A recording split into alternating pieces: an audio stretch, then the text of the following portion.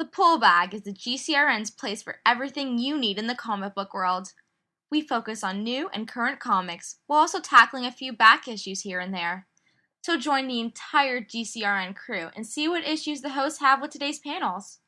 You can find the Pull Bag on iTunes and geekcastradio.com. Make your great escape into comics. This week on Off the Cuff, we tell you what we've been doing for the last month. Because now we get to talk... Yay, month! Oh my god, it's gonna be a lot of shit. We get to talk about ourselves.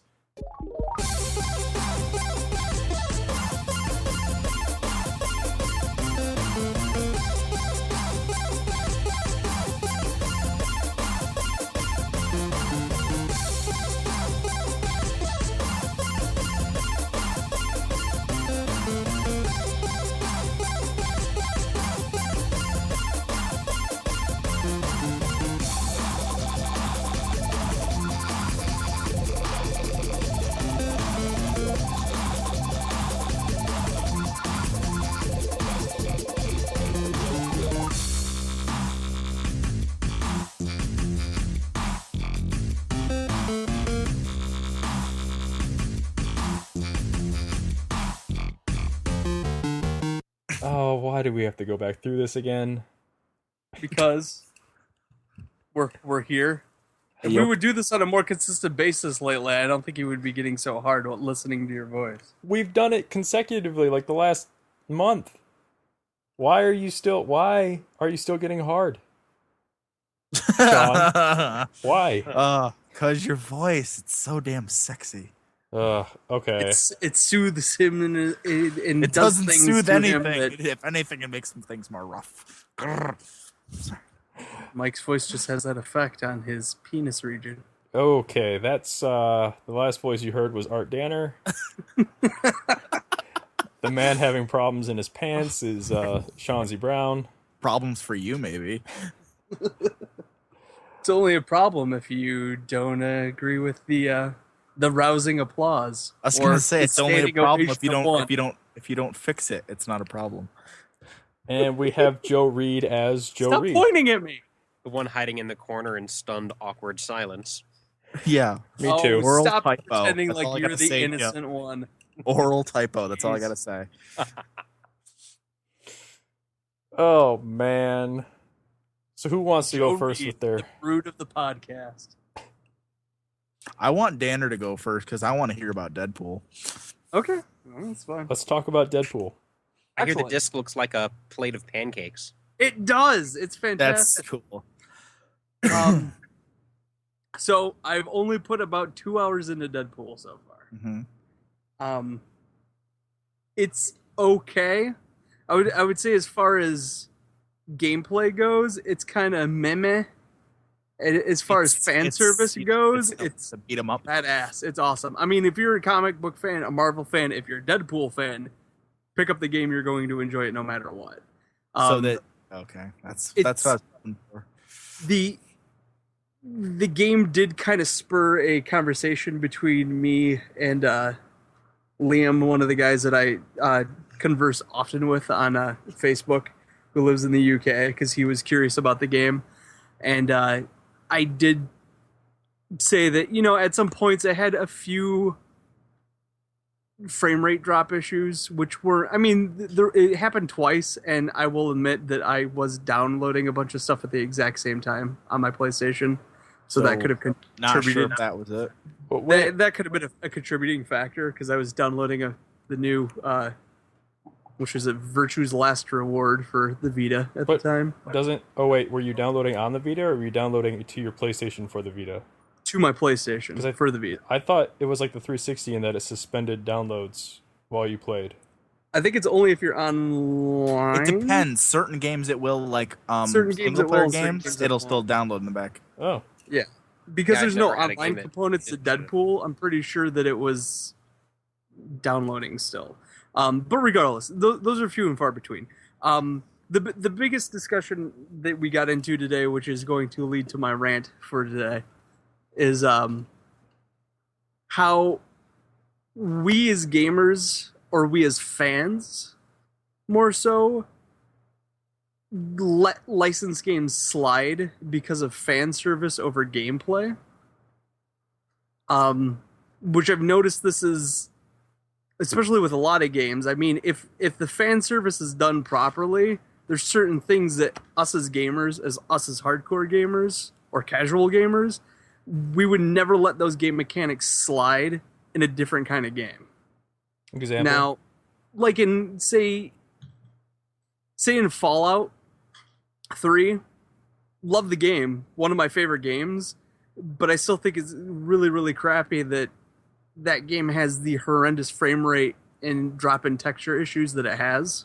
Mm-hmm. And for a game of that quality, I wouldn't expect that. When it comes to a game like Deadpool having, like, you know, some small, very small issues, I have, you know, I'll let it go because of the fan service. Or, you know, movie games in general where, like the Spider-Man franchise, where you kind of know what you're going to get with an open world web slinging type of a thing, and you play it because of what it is, but you let the repetition and the lack of detail that you would typically get from your AAA titles slide in that kind of case because of the because you're playing as frickin' Spider-Man. Because you're playing as Spider-Man. And Bruce Campbell's narrating the tutorial.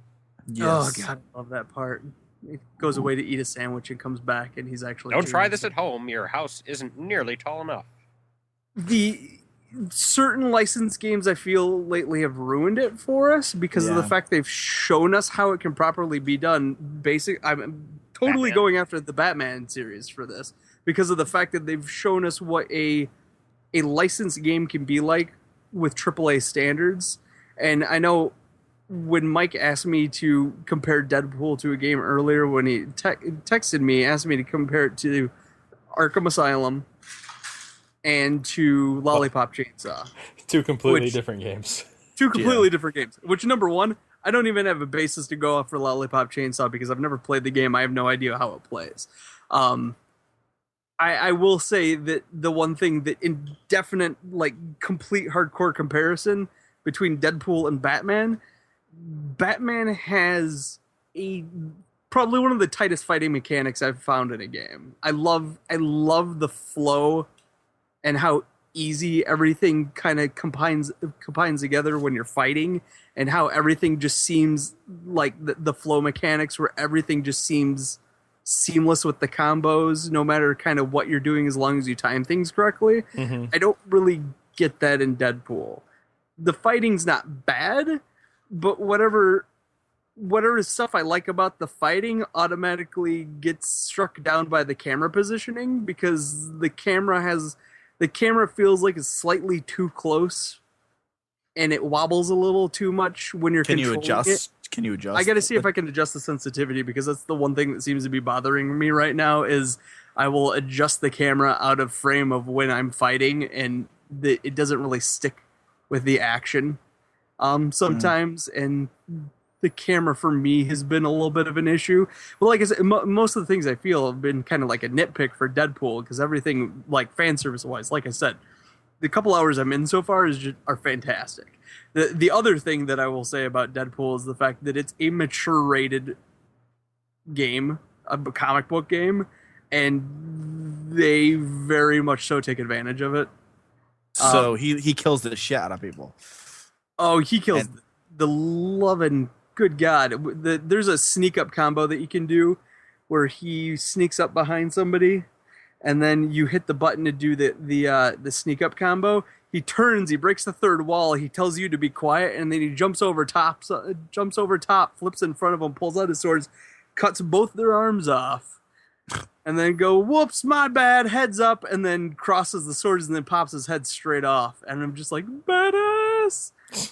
There's other ones where like he just grabs them and then grabs the gun and just unloads a clip between their eyes. I mean, like the silent kills are awesome and they're varied. They don't repeat back to back to back to back, so it switches it up like every time you do one of these. I wouldn't say it's not going to repeat eventually, but they do, add for some variance. The other cool thing is because of the regeneration, every hit that you take with the bullet rips apart your clothes and just rips you to shreds, like they did in the Wolverine game. I was going to ask you about this, how it was. Very similar to that, except eventually your costume does regenerate as well. But that's fine. I will accept that. But even when you die, it shows you in the state of how messed up you were. Him talking to you, like, so if he gets shot in the face a bunch, his mask will be completely gone, and it'd be portions of his skull talking to you, and that's been pretty sweet. And Nolan North is ridiculous in this game so far, because he does Deadpool's voice and then Deadpool's sophisticated personality that's inside of his head that he argues with, and his screwball personality inside of his head, which all three of them are constantly arguing throughout the entire game. And the dialogue keeps switching up, and there hasn't been a lot of repeated stuff at all. So there's a lot of content there. I know from a lot of the reviews I read that it completely falls apart in the very end of the game to basically set up a couple jokes at the very end. But they basically just toss you in an arena at the end and then send all the villains from the entire game at you at once. So, So I mean, I'm enjoying the game, and I think it's going to be a perfect game to pick up for anybody anybody's a Deadpool fan and plays games. Totally buy it. Totally going to be up your alley. You're going to love they nailed the essence of Deadpool's comic book very well. And then the cameos by quite a few X-Men in the game, a lot of fan service. The first group of people you fight are Marauders, which he keeps making fun of them for being D-list villains the entire time, which is nice. But yeah, I'm interested in your opinions of what you guys think about the fact of essentially fan service winning out over solid gameplay. Well, when you brought that up and you brought up Fallout, excuse me, I couldn't help but, like, for me, a game like that, it's the errors and the bugs or whatnot in the game are, for me, those types of games are trumped by what was being achieved with the game, like the world that they were able to craft by, it was so large that they couldn't anticipate everything. I remember, Fallout 3 had like the crabs that would walk upright. Yeah. And some other funny glitches and stuff like that. Yeah. Even Skyrim has dragons that flew backwards. Well, that was a patch thing that they fixed. Well, yeah, but I think didn't they fix the crabs with Fallout 3 too, with a patch? I mean, it's for me, it's but the thing for me is I mean, I don't know if you've noticed this trend, is the fact that with a lot of licensed games, once the studio's done with it, it doesn't get much. It doesn't get much help. There's no support. With those AAA titles, there's support and there's patches, and they fix the issues that are going wrong with the game. But like, the Incredible Hulk game that was based off of the movie, which was very, very, very similar to Ultimate Destruction, so I picked it up. But the problem with that game is there was a game system crashing error in that game that if you knocked more than 4 buildings down in that game, totally just destroyed it. Like, locked your system up, froze everything up, and completely killed your system. They never patched that. They never fixed that. Well, this doesn't just necessarily go for licensed games. Doesn't Zelda have one of those issues? Where you were talking about at the sale. I don't like to discuss things that Nintendo does because I don't really count them as a game company anymore. Ooh. But I mean, do they patch their games? I mean, they did not patch that. I've never seen a patch for a Nintendo game, but my Wii didn't work long enough for me to figure it out. And in Nintendo's defense, I can't think of a single glitch that I've ever encountered that was even remotely game-breaking in a Nintendo game. I think their quality control on that has always been, Like, okay, if we find a glitch in this game that you made, Game Freak, we're gonna kill all of you. We're gonna make all of you commit seppuku. So no glitches. And that one big one in Zelda Twilight Princess with the memory on the Wii, they could have patched it. Only they some didn't. moron could possibly have even discovered that glitch. Well, but apparently there's enough morons out there. Well, I was one of those morons, so. Oh, I mean, could that have been a result of putting it on 2 systems? Because I don't think they've done that before. Wasn't Twilight Princess the first one that was on both the Wii and the GameCube? Well, we have one way to find out. Let's go play They it put on games GameCube. on multiple systems all the time now. Well, I mean, I know what you mean. I'm giving you a hard time. Shut your face. yeah. So I mean, I guess the licensed games I kind of avoid. Movie games? Yeah. Well, we've Movie all games. been trained to do that. That's just something how it happens. With the exception of obviously being Arkham. Well, that and- wasn't a movie game. Well, but still, it's still a licensed property. I mean, that's Yeah. I mean, guess there was no reason to trust Arkham. Let's just put it Yeah. that way. Well, I mean, because I've picked up movie games before, but I think that's because I don't know how to learn my own lessons. And I always know what to expect when I go to a movie game. I know it's going to be a mediocre gaming experience, and the only time I ever want to pick it up is because I really like either they come out at a point in time where there ain't shit coming out, like Deadpool isn't coming out around anything. It's coming out it's right in the middle of the limbo of it's starting the limbo of summer. It's 2 weeks after Last of Us, and there ain't crap till September. I guess that'll just mean lots of Rainbow Six Las Vegas too. Yes. But like I picked up the Batman Begins game because it was a Batman game. And don't get me wrong, it wasn't a great game, but I knew it was a movie game and it was a Batman game, and that was, before, we had good Batman games. It was probably one of the better Batman games that came out until Arkham Asylum came out. I mean, it was a very Splinter Cell-esque type of a game, but Sam Fisher has horns. Yeah, it was basically any fight you went into, you had to intimidate and do things to make them be afraid of you before you could engage them. You had to basically make them poop their pants so they would drop their guns, because if you went headlong into any gunfight, you would die instantly. Those mechanics sound an awful lot like what ended up in Arkham. Yeah, and I think there was some groundwork laid there because there was some things done right, but by no means was it a perfect game. But it just seems like, is it because of the fact that we've been gamers for so long that we just don't really fall into that, movie game, licensed game trap that we used to? Is licensed games mainly at this point in time just aimed towards the newer or more casual gamers to get them in that trap? It's aimed at 12-year-old boys and their moms who say, "Oh, he likes that property. I will buy that game." Well, I was gonna say, is it basically just the response to a marketing blitz? Is Yes. that all movie games really are? Just to fill that need and to get those people that just get so hyped up by going to see a 120-minute film on the big screen, and they're like, I want more of this, and then they go out and buy a video game that is very loosely based on the subject matter and is usually completely designed around something that has absolutely nothing to do with the movie. Yes. Yeah.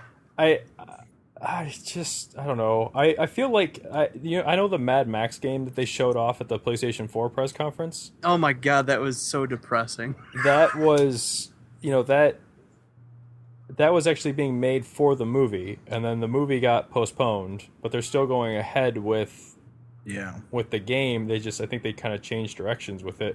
And for me, I mean, I don't know if I'll play Mad Max, but I'm tempted to tell my wife about it because she likes the Just Cause series, and it's made by the same people. So I think for us, I think the license games, the movie license games, are geared towards like the guys that go to the movies and they're like, oh man, I really like Star Trek. I hope there's more of that, and they get a Star Trek game. Yeah. It just seems like they go after the dude bros that, buy the Madden games and buy Call of Duty every year. It just seems like that's the kind of... It doesn't seem like they're geared towards me necessarily. But I also ran out and bought Deadpool the day it came out because, well, mostly because of the fact that I had $40 of gift cards and it only cost me $10 out of pocket. That was the main reason. Yeah, I was gonna say. So how much was that? It's only $50. Okay, I was gonna say it wasn't a full price. Yeah, it wasn't full price, which was also because it was one of those things that I actually had it made up in my mind. I was like, well, I don't really want to spend $20 on it. That seems like, more than I'm willing to commit to it. And then when I saw it was 50, I was like, screw it, I'm buying it. Like mine. $10 was like my drawing point. I was like, yeah, okay, I'll buy it for $10. But that's mostly because of the fact that I figure it's going to be short. I figure I probably could get through it in a week, and I figured I could probably put it up on eBay and make $40 on it, and then put it towards my PS4. Well, I don't think the license games are necessarily for the dude bros. I think they're kind of like what Joe was saying. They're for the kids that are into that kind of thing, and the parents see the game, and it's it's like a. But they automatically kind of with Deadpool, they automatically kind of cut around that it's not for the kids because of the fact that they made it mature rated. Well, yeah, but I don't think Deadpool's going to sell nearly as well as, let's just say, Transformers the movie game 3. Yeah. Because one, out of all comic book fans, maybe 15% of them give a care who Deadpool is. And then when you bring him to the video game world, you're cutting off at least a few of those comic fans. I don't think it's going to sell well. I don't think. I mean, Activision marked it down $10, and I don't think they've been marketing the game at all. It's basically become Not really. Yeah, I was going to say, I think Marvel's been doing more marketing for it than anything, and I think a lot of it has been more internet buzz and Twitter than anything else for that game. But I think that's a game that can honestly move better on social media response than it's going to move from an advertisement on TV. I agree. Well, Commercials on YouTube are absolutely freaking ingenious too. They're really well done. I think the marketing that they have done has been pretty spot on because it speaks directly. I mean, it's a game that is directed towards a very specific group. Yes, but I don't think it's the same group that movie licenses go after. Yeah, I don't, because when I think of movie license games, that to me is just an extension of like some producer like, oh, let's make this cheap ass toy we'll sell with it, except for gamers. Like, hey, you guys got 7 months before this movie comes out. Make me a game that whatever is about this movie. Go. That's a trend that started with E.T. Yeah. Yeah. I mean, it's the one thing. Also, I think in the favor of Deadpool is the fact that I like the game development studio. I like High Moon. I've always liked High Moon. They did one of the They did the good Transformers game, didn't they? They did both. They did both of them. They did Rise of Cybertron or Fall of Cybertron and War for Cybertron, which I own. War for Cybertron. Huh. Two games that weren't licensed off of a movie. Yeah, and they also did on the Xbox. They did Dark Watch, which was a fun ass first-person shooter. They did I think that was really the first game that studio did. To be honest, I'm kind of surprised High Moon hasn't gone the way of Bizarre. I know. I'm kind of. What did Bizarre do? Well, first they made Geometry Wars, but they also made Blur, and they made some. I think they did. Didn't they do the Project Gotham games? They ended up taking over, I believe, the Project Gotham series. So it's weird, and they released Blur. Activision released Blur from them with zero fan service, kind of like this, and then they just shut the studio down because guess what? It didn't sell. Well, you don't say. I mean, granted, I guess Fall for Cybertron and War for Cybertron have done fairly well, but it seems like High Moon is one of Activision studios that's like barely hanging on. Like they're always one game away from being shut down. Yeah. The other thing I want to say, especially with Activision's track record lately when it comes to their Marvel licensed games, has been, I think Deadpool is a better example of what they can possibly do when they put it in the right hands. But I mean, all the things I've heard about the last 2 Spider-Man games have been terrible. I heard nothing but bad things about X-Men Legacy. So it's one of those things that it seems to me that Activision isn't doing a very good job with their Marvel licensing lately. Or not finding a very good developers, because Destiny was made by who are those guys? Or X-Men Destiny, that's what it was. The Silicon Knights. Yeah. Yeah. Well, now they had to burn every copy of that game anyways, so And for some reason, you still can't find that game for cheaper than $30 anywhere, which is appalling to me. Because I will totally buy it if I can find it for $10 just to see how bad it is. X-Men but, Destiny? yeah, I would expect to see that one go up, considering they can't make it anymore at all. yeah. So Well, the same thing with Marvel Ultimate Alliance too. It's impossible to find that thing under $40 anywhere. Yep. I got it for 35 like 2 weeks ago. 35. Blah, blah, blah. Oh, I'm sorry. It's hard to hear you with my penis in your mouth. What were you saying?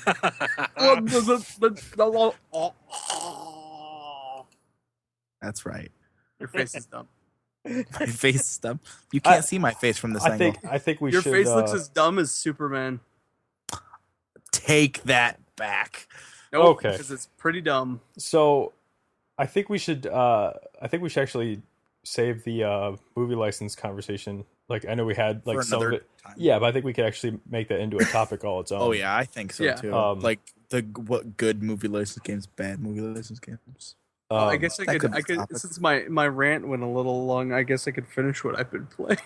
Oh, it's Yeah. fine. Conversation Um, is well. yeah, Hang on. conversation's good. Hang on. Before you do that, Yes. let's go ahead and we'll take a break, and we'll come back and we'll finish up what you've been the Okay. rest of what you've been playing. Pixels in the Animation is the next cartoon review podcast series in the Geekcast Radio Network's long history of review series. We've had Transformers, He-Man, and Mask as far as the cartoon review podcasts we have done. Now we bring in TV's Mr. Neil as he and TFG and Mike break down 9 video game cartoon series. Steve Megatron will join us for the Mega Man and Sonic episodes. We will be reviewing and analyzing every episode of the Mario, Zelda, Captain N, Mega Man, Donkey Kong, and Sonic cartoons. You can expect us to go in depth and also talk about the game franchises that spawn these cartoons. So tune in summer 2013 as we find the pixels in the animation. And we're back on the other side of the break, and Dana's gonna finish up with what he's been playing.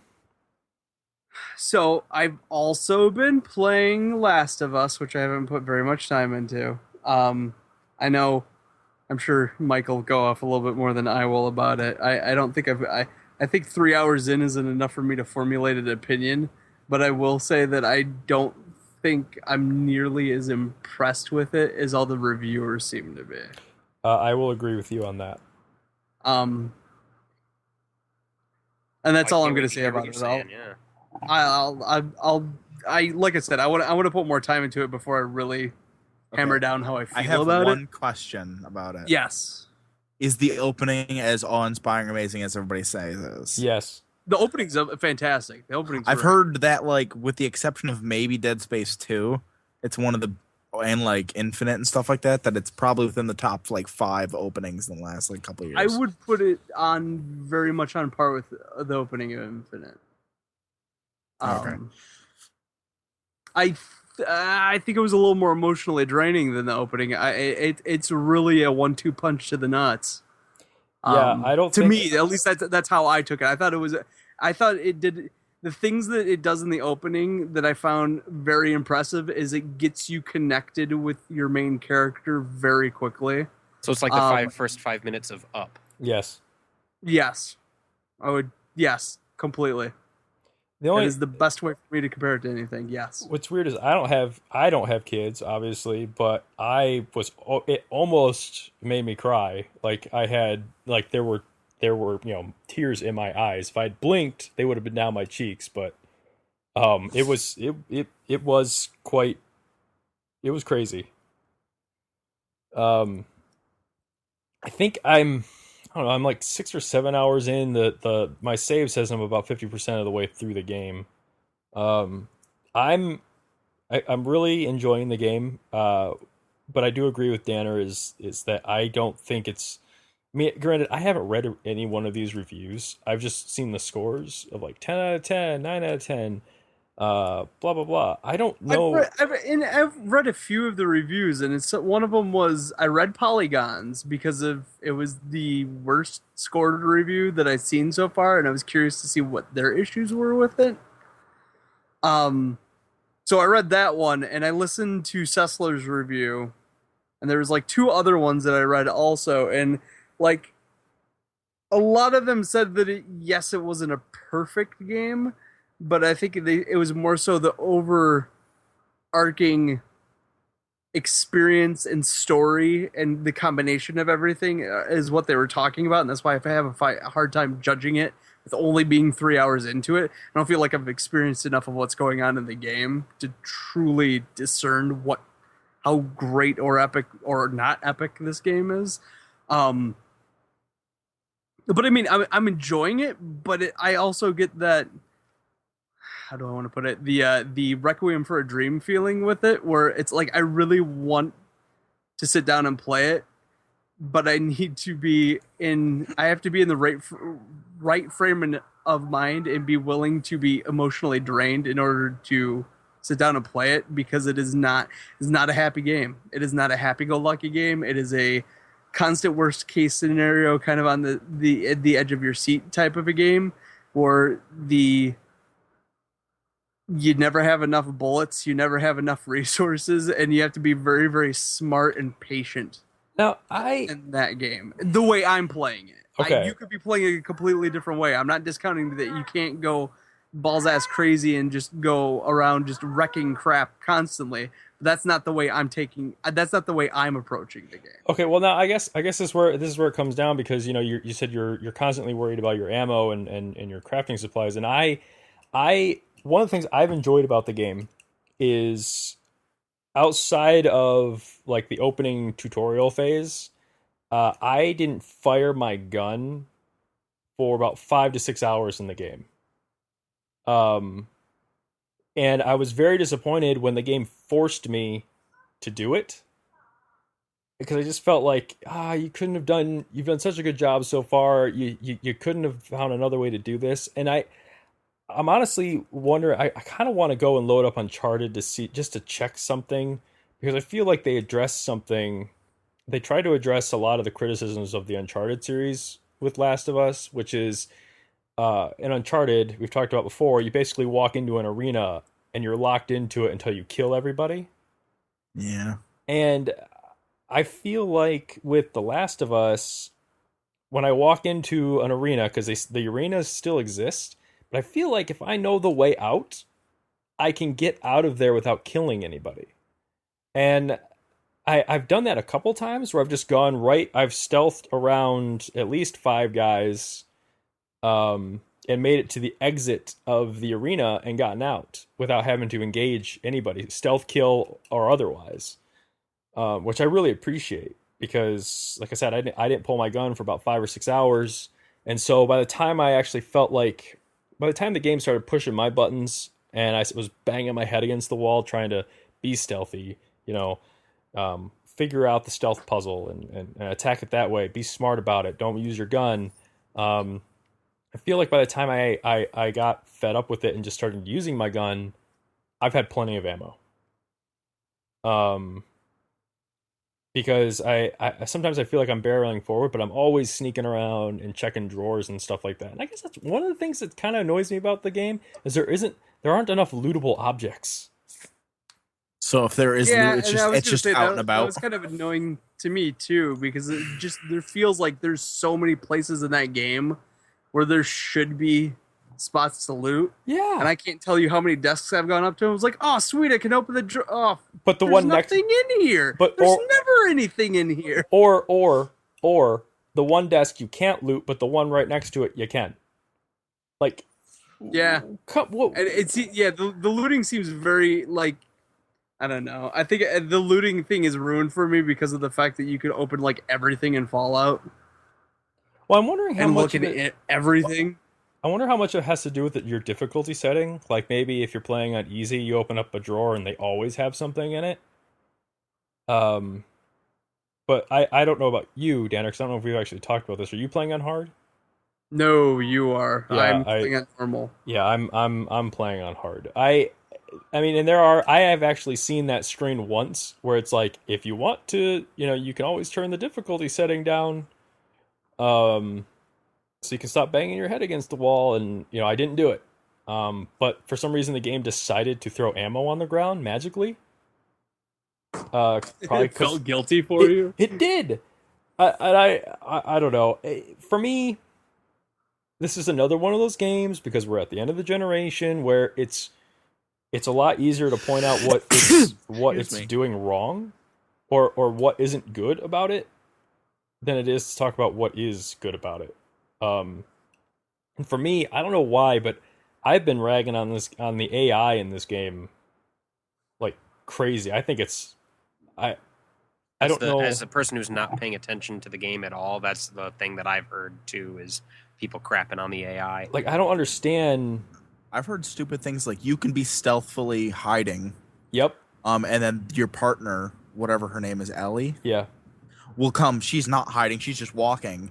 It was a design Right choice. past- I did find out that Naughty Dog Nice. specifically designed it that way because they didn't want your party members to Yeah. hinder your gameplay Your experience. So stealthiness. basically, it only matters what your main character is doing as far as stealth. It doesn't matter any of the computer-controlled characters what they're doing because they didn't want the computer-controlled characters to make things insanely difficult for you.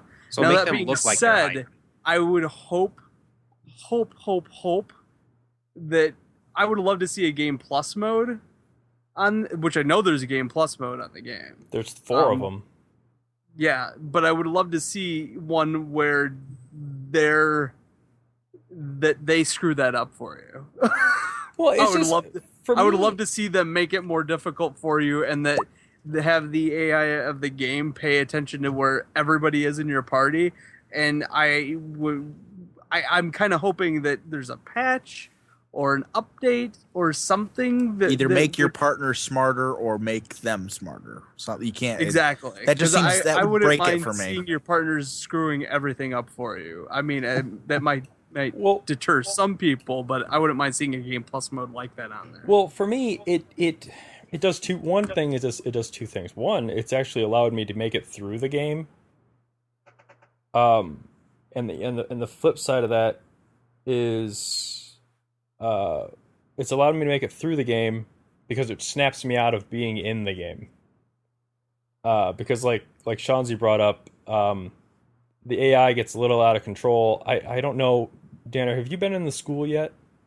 I just got out of the subway system after the Capitol building, and I'm walking into the woods right now. That is as far as I've gotten. Okay, so you're almost there. Yeah. There's a segment where you're in a school. It's not really spoilers. It's just nothing really big happens there. It's just like every other thing. It's like a mini arena map thing, but all that's in there are the clickers, which are the Nothing the good in zombie a guys. game ever happens when a school's involved or a school bus is involved. Yeah, that's always horrible things are about to happen. Or dog cages. Well, okay, first of all, you get chased into the school. So I immediately, when I ran in the door, I started running down the hallway to get away from the door I just came in. And then I run into 5 clickers. And what are clickers? They're the infected people. They've been long infected. The clickers are they attack you and they hit you. You're dead. There is no coming back from it.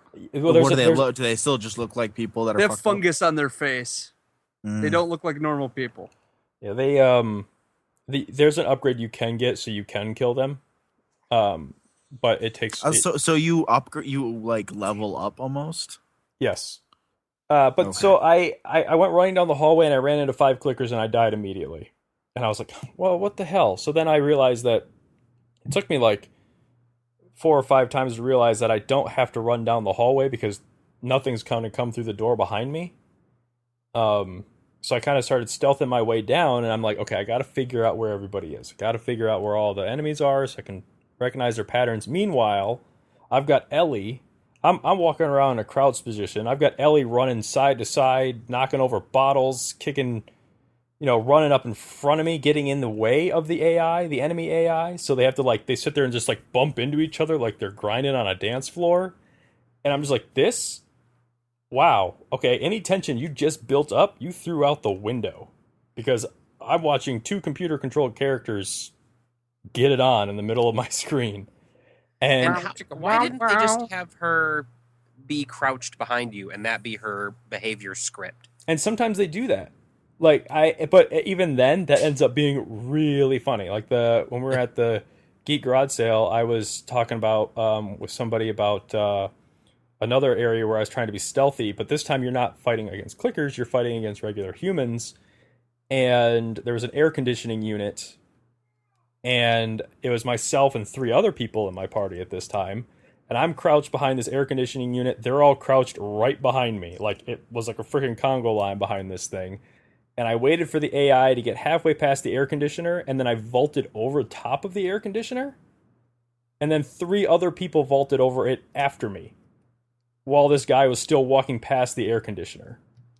And they all got down on the other side and crouched. It was like a clown car in stealth mode. It was so messed up. And then when the guy came back from his walking routine, I did the same thing in reverse. Got halfway past the air conditioner. I vaulted over the other side. The other 3 people came with me. And then I was like, okay, well, now I'm going to go try and stealth kill this guy to get him out of here. Well, for some reason, the other 3 AI characters decided to run ahead of me and all got around him, except then, again, they got in his AI path. So the enemy and the 3 guys that were with me started doing a whole dancing a jig right in front of me. And I was like, well, again, there goes all the tension you build up. And I was trying to be very careful about, making sure I got up behind the guy before one of my characters bumped him into turning around so that they would see me. And I'm like, this is just, I don't understand how you can, obviously it's a limitation of the hardware, but I have to think that if anything like this shows up in the next generation of consoles, that's just unacceptable.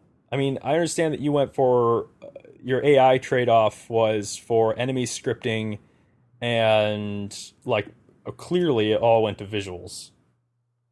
But you put so much work into building up this environment in your game, and you have, friendly AI that doesn't abide by any of the laws, and it doesn't even fake it. Yeah, and it's fine if they can only see me, but there's no reason Ellie should be running ahead of me. And at least give me the illusion that, oh man, they could catch her at any time and I have to go save her. No, she can run wherever she wants, kick over any bottles. It's as long as they don't see me, I'm perfectly fine. And it doesn't make me feel any tension for her. And so when stuff happens later, it's kind of well, they didn't notice her before, so why do they notice her now? I don't understand what's happening. I don't know. I don't want to sound like I'm ragging on it because I am enjoying the game. And like I said, this stuff is actually kind of helping me get through the game because I don't think I'd actually be able to. It wouldn't be you if you didn't find something to bitch about and something you enjoy. Yeah. It just seems like such a big oversight. But I guess Naughty Dog really hasn't done the companion thing in one of their games. You've had a companion in all the Uncharted games, but they don't really play the role that Ellie plays in this game. Oh, and they've been able to defend themselves at will. So, I don't know. But like I said, I enjoyed the opening. I thought the opening was great. Everyone's not wrong about that. I just don't really see, other than presentation, I don't see how this game can get 10 out of 10s. Yeah. I'll agree with that. Like I said, I don't want to completely pass judgment until I've gotten through the game and experienced it as a whole. But I'm not seeing the 10 out of 10s, the 9 out of 10s that the reviews are giving it. I think it's definitely a solid 8 so far, but like I said, I don't want to pass judgment until I get all the way through it. I'm a whole I want to see the whole picture before, I start shitting all over it completely. So, um, but so yeah, Last of Us. Um, I've also nice. been playing a lot of the free stuff on Vita lately, Like the instant game collection stuff. like the instant game collection, like Zombie Kid Tycoon 2, which isn't a great game, but for some reason is mildly addictive. Um, I also put probably a good half hour into Germinator, which just makes me really wish that there was a Bubble Bobble on the system, because it's like a bad version of Bubble Bobble. Just not very enjoyable, and I really, really like Bubble Bobble. And then I've been playing the only other I beat Sly 3 Woo! finally. Yay! How long did that take you? Too long. It took me way too long, because I Sly 1 is a short game. Sly 1 literally took me 2 days to get through. I got through Sly 2 probably in a week, and it took me 3 months to get through Sly 3 just because I don't know, that game just dragged ass to me. Like, the moment you took the collecting portion of the game out, for some reason a lot of the willingness to run around levels kind of completely, I don't know, lost it for me.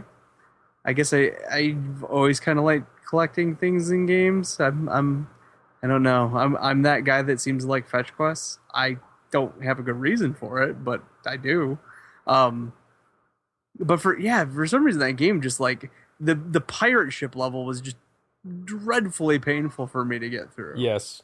Because I couldn't get the mechanics of fighting with the ships down, and I just kept getting the crap kicked out of me, to the point where I just started avoiding all the ship battles. Eventually, once I upgraded the cannons, I started doing the ship battles, and I started doing way better. But it just the entire pirate sequence of that game, to me, just, it was such a pace change for the game. It just didn't feel right. I agree with that. And I started playing Sly 4, which, after playing the previous 3 games and then jumping into that, like, holy freaking graphics. Wow. That game is just gorgeous. But the game mechanics haven't changed at all. Like, there's literally zero gameplay difference between 4 and the other 3 games. Well, I think it has more in common with 2 than anything else. The thing that I will say is it feels tighter and quicker than the other games, but if it didn't, I'd be very disappointed, because of the fact that it's a next gen game. We played 3 ports and then played, the next gen game on the next gen console compared to the old games from the PS2. So but at the same time, if it wasn't a little quicker and more polished, I'd be disappointed. But I will say that I'm glad I played through 3, as painful as it was, because the last portion of going through the Cooper Vault, like you said, perfectly sets up everything that's going on in 4. Yes. The fact that they introduce you to every single one of these characters that you're actually going to come across in the game, is fantastic. It really seems like they had a game. They really laid the groundwork in 3 for everything they're doing in 4. It wasn't, we just want to do 4 because we want a new Sly Cooper game. They did 4 because it completely made sense to the things that Sucker Punch left open in the story. Yeah, I agree with that. Although the one thing I think that carries over to Sly 4 is the awful first level syndrome of Sly games. See, I haven't minded any of the first levels. For some reason, maybe it's because that's where all like the learning curve for each game is. Yeah. It's just, they always feel so bland or or simple. I don't. And it's, I think it could be because they feel bland and simple because you just finished a game where you knew how to do everything, and now you're in a level where they need to explain to you how to do everything again. Yeah. And maybe that's why Well, I just and I think dislike that's a them so lot of much. the issue, because I guess I did find that same issue as well because of the fact that I played every single one of them back to back to back to back. Mm-hmm. That it, to me, I mean, that was an issue. I did find it where it's like, okay, yeah, push the X to blah blah blah. Yeah, we gotta listen to Bentley explain this crap again. And it was just one of those things that I get that portion of it, and then find the level design to be bad. The tutorial stuff I think is completely obnoxious in every single one of the games. I think in Sly 4 the first world was just overwhelming to me, and the amount of stuff. I know, and I think that had a lot to the fact that the fact that you went from these 3 ports to Sly 4, and it's just such a like, oh my god, there's all this stuff here. Holy crap, there's trash cans that you can beat, and plants you can beat, and more enemies that I've seen on screen in 3 games, and it's just it's like almost overload. And because textures it just and colors and oh yeah, and just oh god, it's so gorgeous. But so yeah, I've been playing the Sly games. And then I've been playing Hitman Absolution also, which it's a big learning curve for me because I'm not like the best at stealth games. And I can go through like 2 or 3 missions and not be detected at all and do really, really well. And then I will just get stuck on some component in a level and just lose my shit and just start killing everybody. And I'm having a hard time of finding a very specific way to play the game. I just feel like I'm all over the place in that game. The game doesn't make me feel dumb like Dishonored did, but I know it's a gameplay choice when it comes to Hitman. Or with Dishonored, I just couldn't figure out a good way to play that game. I had a really hard time, easing my way into a comfortable way to play that game. Where Hitman, it's almost level based, depending on my comfort level on how I feel that I can play it. I think that's almost the same way that I'm playing Last of Us. It's like once I bang my head against the wall so much trying to do the stealth stuff, I'm just gonna whip out my shotgun and start killing fools. So. Yeah. So I'm pretty sure there's possibly something that I've missed, but I've eaten enough time. So, all right. Anybody else like to go? Well, we'll take a break and we'll come back and figure out who's going to do it on the other side. So, we'll be back. 50 years ago, a little old man brought his little blue box to a junkyard, and now Doctor Who is a cultural phenomena worldwide. Join the Geekcast Radio Network and Mark Who 42's Whoniverse as we review Doctor Who episodes past and present, discuss the Doctor's friends and enemies, see where the Doctor's been, where he is, and where he's going. Sit back and grab a jelly baby and join Mark Who 42's Whoniverse. It's the ride of this and every other lifetime. Fantastic. Allons-y.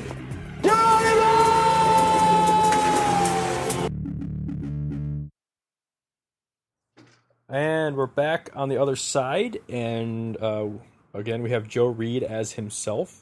Yay! To tell us what he's been playing. Because I've actually been playing a game now that, Shocking. I can actually say that I'm done doing things and organizing events and getting degrees. But I finally beat Tomb Raider, a game that you all probably beat about a month and a half ago. Never played it. It's so good. Oh God!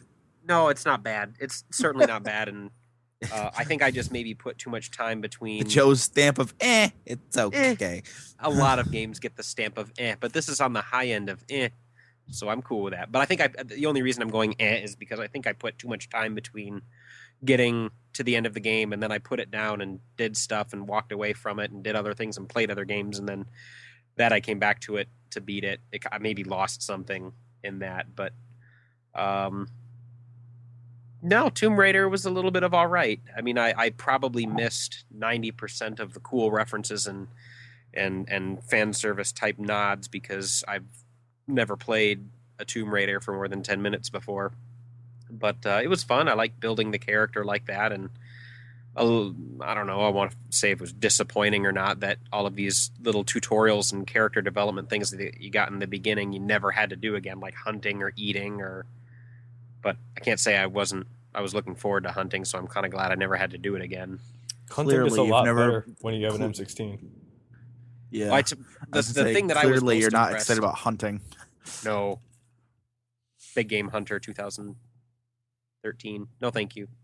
The thing that I was most impressed about with the game is how they handled Lara Croft, turning her into a reluctant killer, but also And then a Stone Cold Killer. a stone cold killer, but handling her sexuality, which has always been an issue for.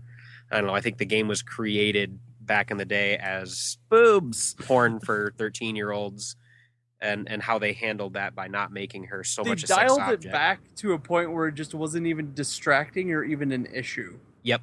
You just And I saw love her that. as a person in a shitty situation, and you didn't get lost in the crap that they always have going in that game where it's, oh my god, how is she not falling over? Those chests are huge. I don't know. I moved the camera more than once. No, nothing. Nope. Sick bastard.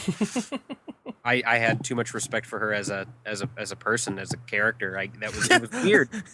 Stand up weird. for video game women's rights. Well, a lot of people have been complaining about that with the rape scene that was in it, which I thought they handled quite well. Whether they changed it, what? Where was this? I didn't see this. it was either in the same scene or same area as she first starts killing people, and in Tomb Raiders, I don't know, speaking for them, I think they might have dialed it down once they said that it was going to be in there and people had a ruckus fight about it. But she's getting pinned up against the wall. He's got her throat, and she knees him in the crotch, knocks him over, and I think she eventually shoots. I think that is the first death that she does. Yeah, it is the first step. And then you pick up a bow and start killing fools left and right. Well, what are the other game that handled that? Far Cry 3.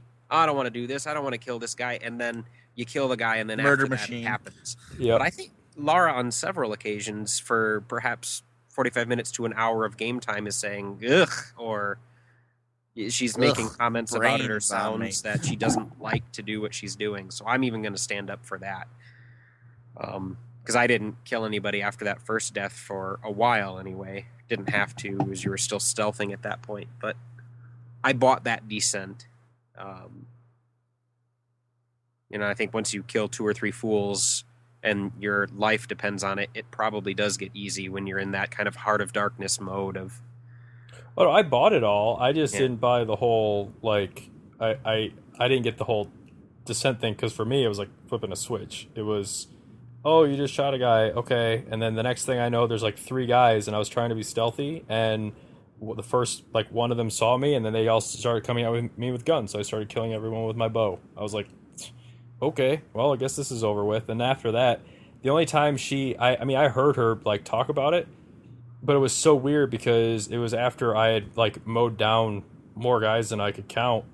She was like, oh, I can't believe I'm doing this. I'm like, you better get used to it. You just left a shopping mall full of bodies back there. I think the very next person that I killed after I killed the dude who, I guess, attempted rape scene was snuck up behind somebody and did the stealth choke thing, and she's struggling herself. That vocalization is there, and I think that was the next one, and then it happens later. But I mean, yeah, we all like the game, so yeah. I just don't think, after playing that game, it just makes me very sad to see that the IDOS side of Square Enix has had such a bad fiscal year according to the company, and with what they've put out this year, put up some of the best games I've played this year with Deus Ex and with Yeah, but now with it's Tomb gotten to the point Raider where- and with Hitman Absolution. And it's the fact that they're like, well, they're just not selling that well. Since when how much did Tomb Raider wasn't sell? it 3 million or 6? It was 4 or 6. I don't remember. It was like the fact that that's a fail is just preposterous to me. It's like now companies see like the Call of Duties and stuff. Well, if this game doesn't sell 15 million copies, it's a Well, if fucking you're going to be failure. dumb enough to measure every single one of your games against a game like Call of Duty, then you don't deserve to be in business. Which Yeah, is that's more to develop, it seems was it? that's what they're doing. It's development costs, guys. That game made money. According to them, Well, they said it was a fail. Well, here's the problem, and they've been talking about this a lot since the whole used games thing. You know, Microsoft reversed their policies, and everyone's saying, you know, game development costs are going to go up, and even like Cliff Bleszinski said on Twitter, he was one of the guy. He was like the lead guy behind Gears of War. For anyone that doesn't know, you know, he said everyone get ready for tacked on multiplayer and pre-order DLC. And I was just like, I tweeted back to him and says, who says I have to play it and or buy it? You're wasting your own money building that stuff into your game. Like, Tomb Raider didn't need multiplayer. And someone else also you know, put a tweet out there that, you know, that Assassin's Creed, it's like you guys wanted Assassin's Creed to have 1,000-member teams. No, we didn't. We wanted Assassin's Creed to be good. We didn't say go out and hire a small country to make your game. Like, there has to be a line. I mean, yeah, I mean, obviously Ubisoft can expect Assassin's Creed to make a lot of money, and they can, you know, afford to have a team that big. But it's like, I don't know, you get guys making 2-person games, and like they make tons of money. I mean, but it's like 2 guys splitting a ton of money, and they sold their game for like $10-15, and it gets a lot more praise than some AAA games do for $60. I mean, Minecraft. Like, why? Like, why? I guess I just don't understand. Infamous. The team that's making Infamous Second Son is 80 people. Like, that seems manageable to me. That seems about right. You know, and that's an open world, go anywhere, wreck stuff game. But yet a game like Assassin's Creed, which is very, I mean, yeah, it's open world and it looks very pretty, but so does Infamous. You know, and it's scripted for the most part, and it's broken up into chapters. You're telling me you have to hire 1,000 people to make that work? Like, I mean, again, I don't know how any of that stuff works. It's just one seems really lopsided. Especially in the era of like the indie game, when you do see like these amazing looking games, yeah, they don't all look photorealistic, but they still do really well. I don't know. I can understand why they think why Tomb Raider was not a financial success, because it didn't cover everything. And maybe it covered itself, but it might not have like covered, maybe they were expecting it to cover like the losses of Deus Ex or Hitman, you know? But who knows? The whole thing is broken. Well, it just seems that Square Enix is so quick to come out and shit all over the IDOS games, where I didn't hear him talking any fucking Final Fantasy numbers. Well, that's true. Well, again, how long has it been since we've seen a Final Fantasy game? But that, I don't know. According to E3, it sounds like we're going to get a plethora of Final Fantasy games. well, it also goes back to, like, you know, every game can't do the Call of Duty numbers.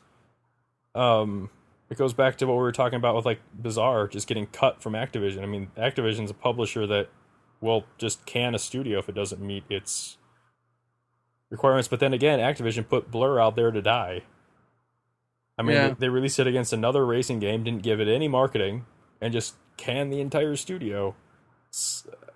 I mean, at least that hasn't happened to Eidos yet. But could still happen. But then again, they're making a director's cut of Deus Ex, which means we'll probably get a next-gen port of Tomb Raider. Well, and they've already announced also that we're getting a. They're working on. I think they consolidated a bunch of departments, and they're working on a new AAA Hitman title. I don't know. I know they're focusing very heavily on doing a new Hitman. Yeah, I've heard that. So, I Joe, don't think I've ever sold a copy of Hitman except to Eric. It's good. I've never played a Hitman game until that's a lie. I played Hitman 2 and I couldn't get into it. I played Absolution. Absolution's really good. But like I said, I think the series has evolved to a point where I think it was a concept that I don't think fit very well on older consoles because I don't think it was as versatile as it could have been or should have been. I think it's gotten to that point now where it's as versatile as it needs to be, and I think it's properly executed now. But I would say if I get done with it, if you want to give it a shot, I would totally let you borrow Absolution. I mean, even if just to play the first level, and if you say it's not for you, you're not gonna hurt my feelings. But I think it's at least worth taking a look at. Yeah, you need to come over and we need to play games. That's fine. I just need time. all right, Joseph, have you been playing anything else? Yeah, I subscribed to PlayStation Plus because of all of your recommendations and because I got a $10 off coupon from Best Buy. Thank you very much. And yeah, I don't regret that at all because I've been playing all sorts of great stuff. Okay, not all sorts. I played the first opening thing of Uncharted 3 because I just wanted to see how much better it was than 1. And yep, I enjoy it. And I like the weird little scripted events that happen when you get too close to certain geometry. And not only that, the cool animations that trigger, but how those seem to flow automatically into the next cutscene. You smash the dude's head on the counter and bang the bar down on him. And I just happened to be fighting over there. I could have been over by the jukebox, but no, when the cutscene starts, it's Sully and Drake chatting by the guy who just fell on the floor. And I thought that was neat. Now you need to go play Uncharted 2. I need Art to I'm going to come finish over and I'm Uncharted going to 1. play Uncharted 2 for him and let him watch. No, you're going to let me watch 1. Okay, we're going to finish Uncharted 1 and you're going to watch me finish Uncharted 1. Because 2 And then is you're going to awesome, play isn't it? Uncharted 2. 2 was amazing. Okay. As long as the combat is paced better, I'll be happy. It is. Everything's better about 2. And because 1 still hasn't gotten supernatural, so I'm still... 1 Not doesn't very get supernatural till the end. Mm-hmm. No, it doesn't. It's like end of the second act. Well, I guess it is. Yeah. I'm in the place that looks like jungle ruins, gray castles, and there's a lot of jet boat scenes where you're on a jet ski. Yeah, no, there's no supernatural stuff there. Yeah. And also with the PlayStation Plus membership, I downloaded Saints Row 3, which I've played several times before.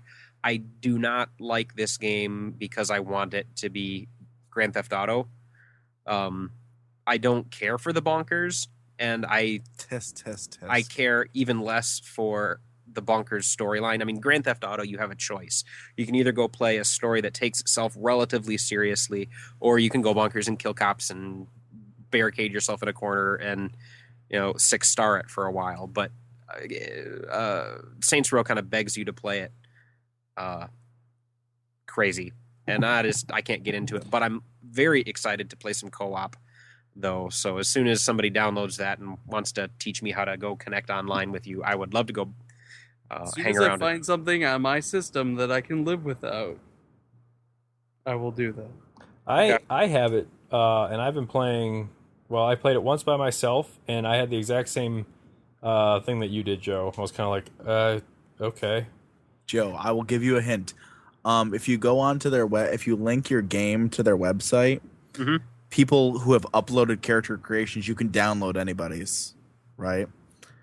Granted, you've had the same, does the PlayStation 1 is the full package that has all the DLC in it? I don't think that's just free. No.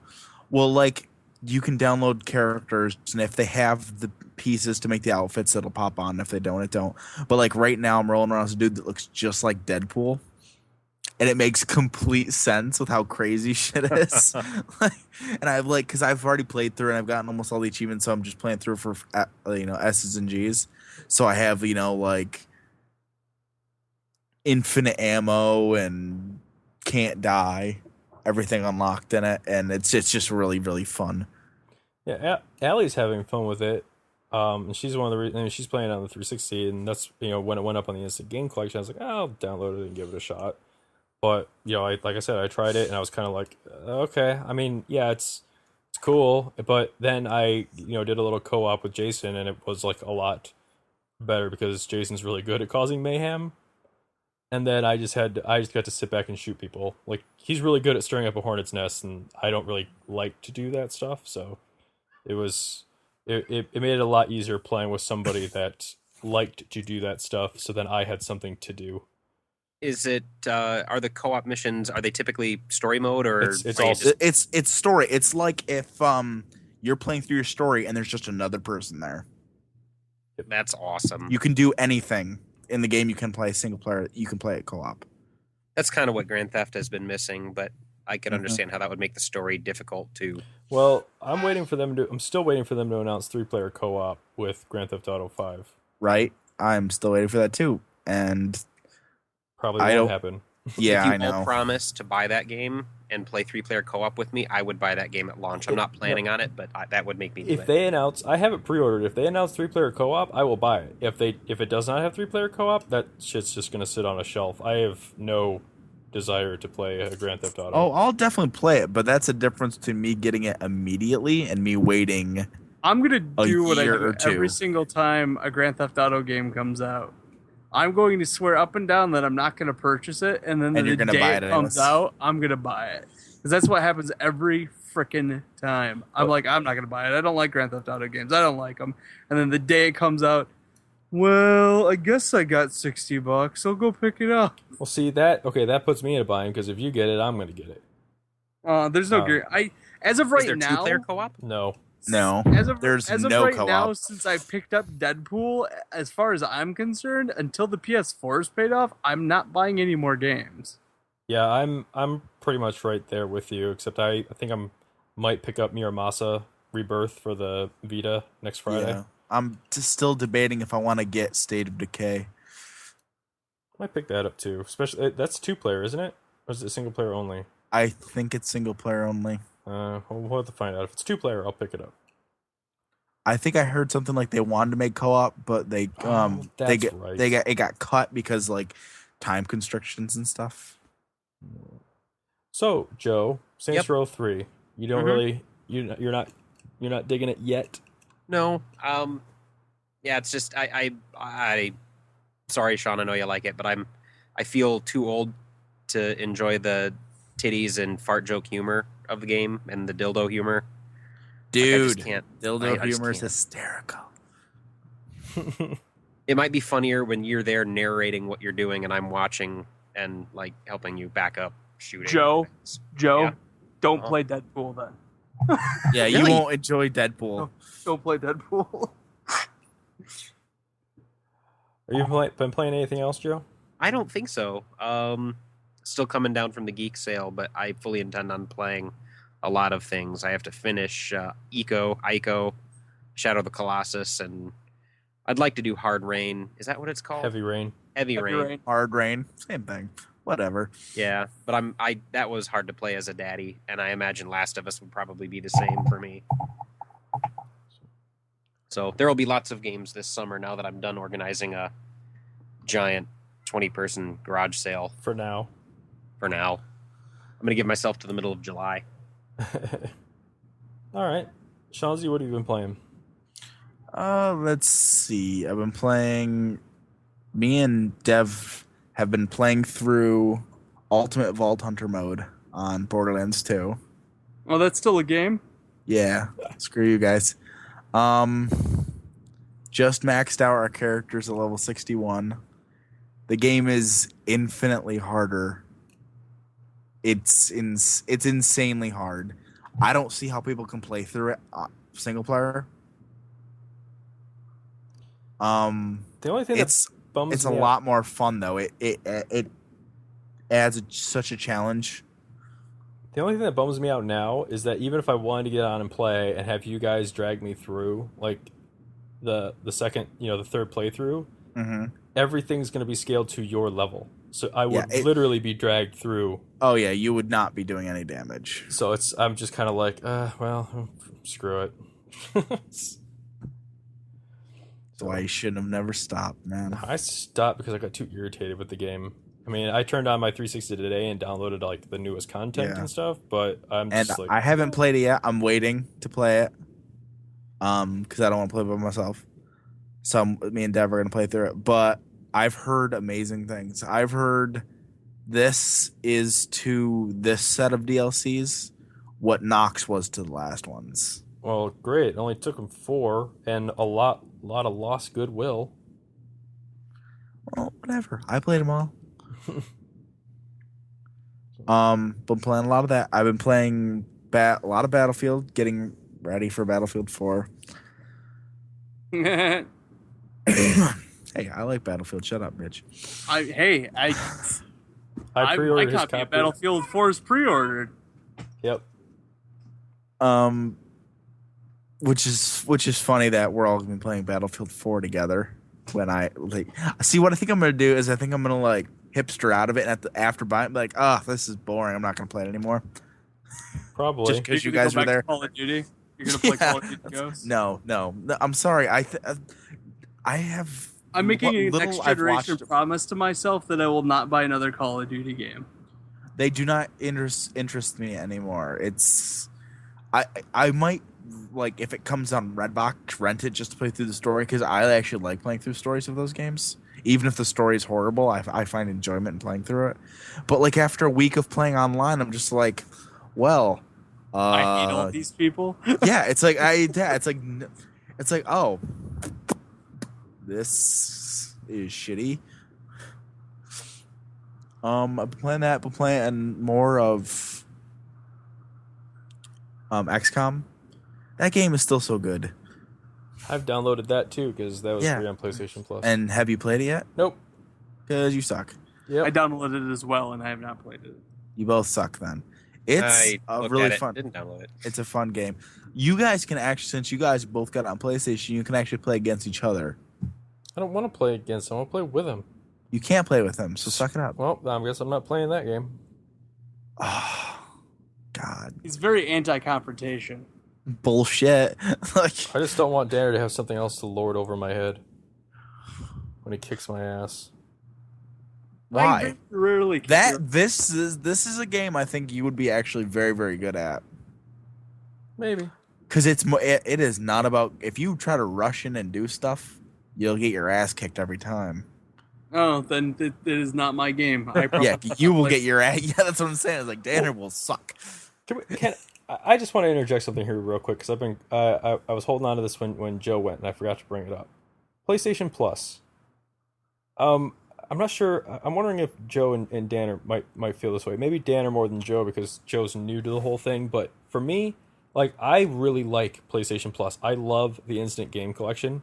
I find it far more rewarding than I've ever found Xbox Live. Right, but for me, what's weird about it is like I downloaded a demo for Germinator, and I was almost gonna buy it. This is before it was on the Instant Game Collection, and I was almost gonna buy it, but I didn't, and I'm glad I didn't because now it's on the Instant Game Collection, and it almost feels like every game that I'm like, maybe I should, maybe I'll buy that. It seems like if I always put it off, and it usually ends up on the Instant Game Collection. I'm waiting for that moment where I go and, I mean, it could happen with Muramasa or that Dragon's Crown game that's coming out later, but it's like, I feel like if I go, I'm wondering how I'm going to feel if I go and pay $30 for a game, and then in a month or two, it ends up on the Instant Game Collection for free. Like, I'm waiting for that slap to happen.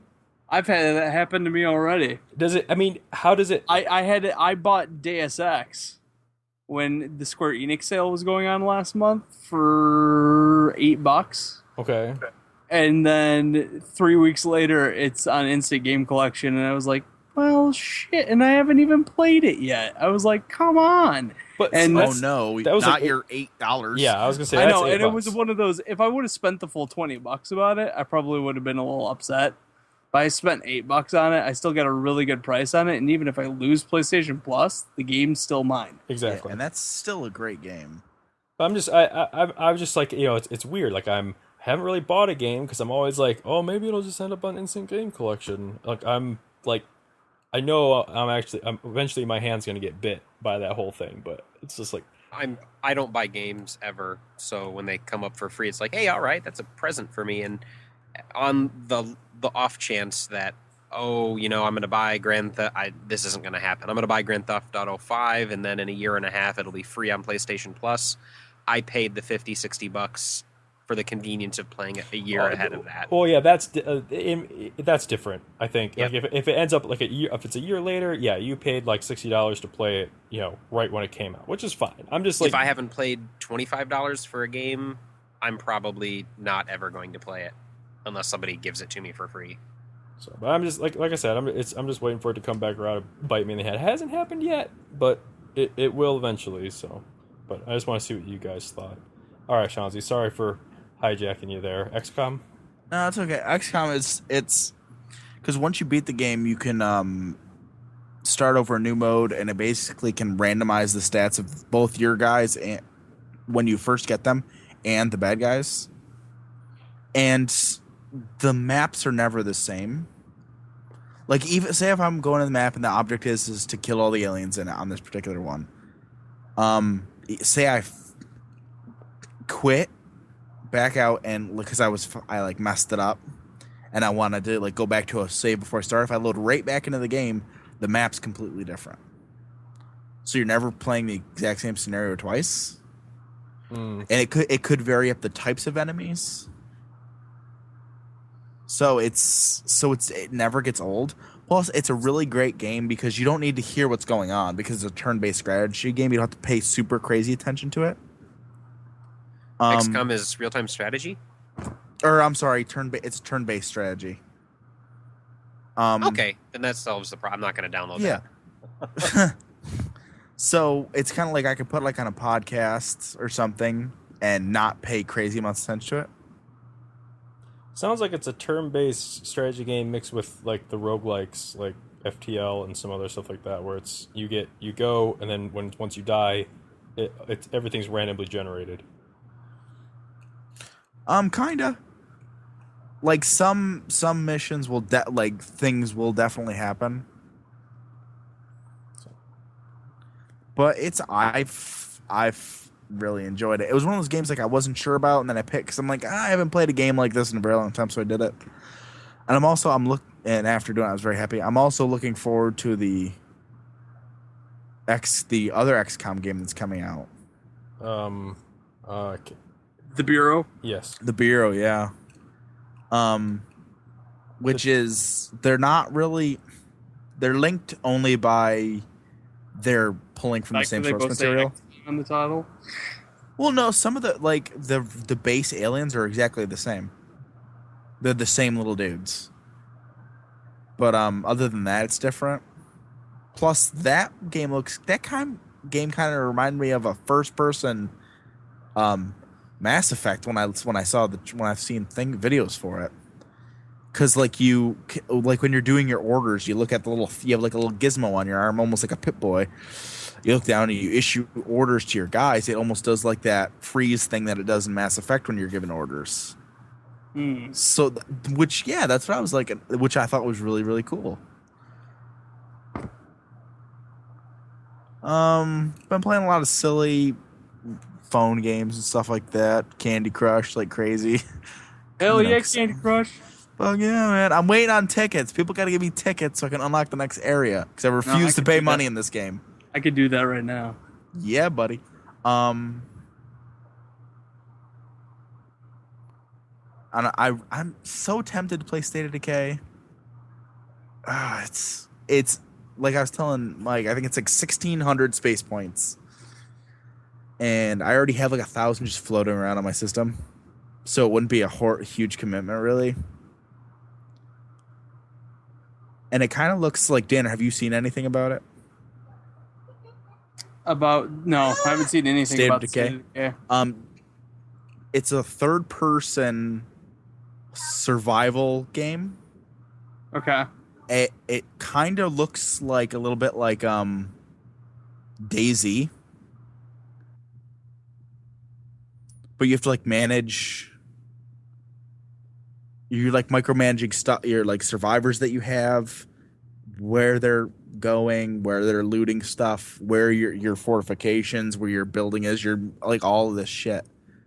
You're also responsible for your for the people in your little village, aren't you? Yes, yep, and their morale. Like I was reading a thing about it. Like say you have this building you fortified. This is the building where your people are staying in your little village or whatever. And outside there's like two buildings within, a few miles of you that zombies have overrun these buildings. If you leave them like that, your survivors, their morale will drop to a certain point and they'll commit suicide in a way that might jeopardize everyone. Yeah. It's And you have to pay attention. Like there was one thing another thing I read about it was one of the guys got sick and the guy who was playing the game didn't really care. The guy ended up dying in the middle of the night and turning undead. Because I guess in that world it's kind of like everybody's infected, like Walking Dead. So he died, turns in the middle of the night, and your survivors, include you and your survivors that you use, level up. So if I always use this one survivor to come with me, that will be the most leveled up one. Well, the guy went undead and killed that one. So now he's late in the game. He has all this shit he has to micromanage, and all of a sudden he's lost his most powerful, tool, if you will, is gone. The whole thing sounds really neat to me. It sounds like a very interesting thing. It's the lack of co-op that actually is keeping me out of it. There's rumors that there's going to be DLC that's going to make it. That it was when they did it, it was planned on having it there, and then for one reason or another, they couldn't pull it off. Either mechanically couldn't pull it off, or deadline wise. Well, I mean, that's fine. It's just like for some reason I'm really not into games right now that don't have some kind of co-op element to them, because I feel like if I'm going to sit down, I mean, certain games like Last of Us and obviously gets a pass, and some other stuff gets a pass, but there's certain games where it's like, man, this would be fun if I could. This would be really fun if I could sit down and play this with my friends.